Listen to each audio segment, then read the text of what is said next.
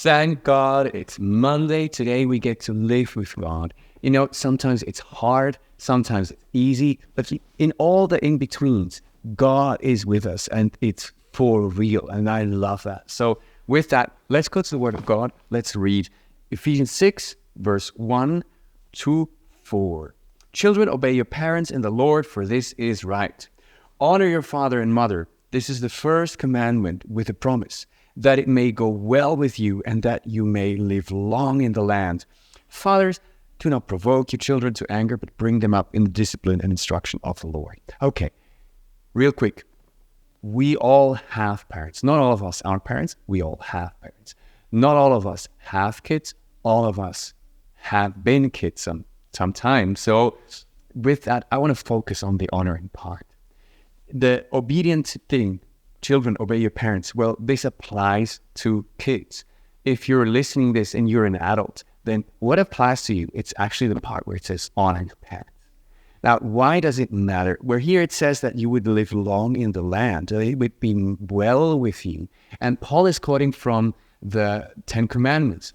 Now, we read this and we go like, how does being nice to my mom giving me a long life? And the thing is, we read this with individualistic eyes.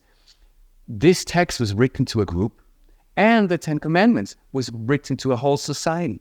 Listen, O Israel, the Lord your God is one. You shall love the Lord your God with all your heart, all your soul, with all your strength. And then it goes on and explains all the Ten Commandments. And all the Ten Commandments, the Sabbath, not coveting, not killing or murdering, are actually written to a whole society, including the one about honoring your parents.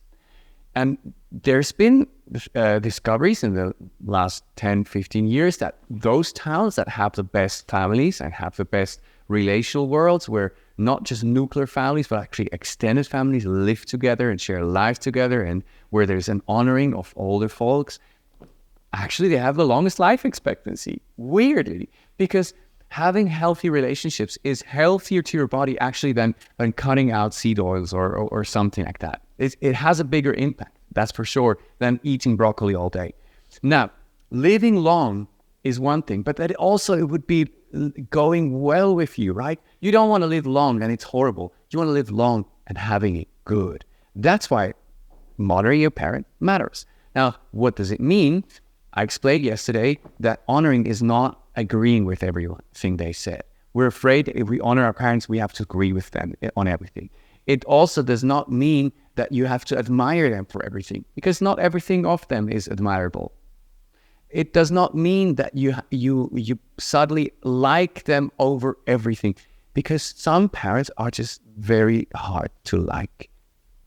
Honoring means literally kavod. That's a Jewish word for putting weight on them, giving them weight. Now, weight has to do with value. You know, a lot of gold is a lot of weight. So when when somebody says something and you give their word weightiness, or when somebody has time and you put value on that time with them, that is honoring. And you know that because spending time today is something very valuable, and spending time with your parents is so valuable because we don't realize it, but time is short with our parents. So spending time with them actually is a way to value their time, valuing them, putting honor on them. How can you do it practically while you spend time? Well, ask them. Ask them what matters to them. Is it remembering their birthdays, or does it matter what matters most? Because you cannot do everything. Some parents, they don't care about the birthday. Some parents, they just want to have a letter once in a while. Some parents don't care about the letter. They want the birthday to be remembered, right? Everybody's different. Culturally, it will be very different. Number 2, parents want to see themselves in you. And so if you're doing well in life, then it's actually good to go and tell your parents, look, I'm doing well because I've learned that from you. Honoring them for what they've put in you. Some of you have learned from your parents because they were bad parents. What do I mean with this? Some of your parents have taught you what you don't want to become, who you don't want to be. And that's the toughest one to honor. Here's how you can honor them: forgiving them. Forgiving them for the hurts of the past. Does not mean that you suddenly love them, like them, you're besties now. But it means that you no longer hold them accountable, and you're no longer have them captive in your heart for the things that they did to you. Now, this is so tough depending on what they've done to you. But in God, God forgave you when we were enemies of God. And if your parents feel like enemies to you, giving them over to God might be the best way to honor them in that aspect. What can you do this week? Well, since time is so limited, spend a little bit of time. Give them a call, give them a text, say something honoring to them. Very simple. In a group discussion, if you're doing this as a connect group tonight, talk about your parents. What have they taught you? What have they brought into your life? Maybe even through the negatives. What have you learned from them?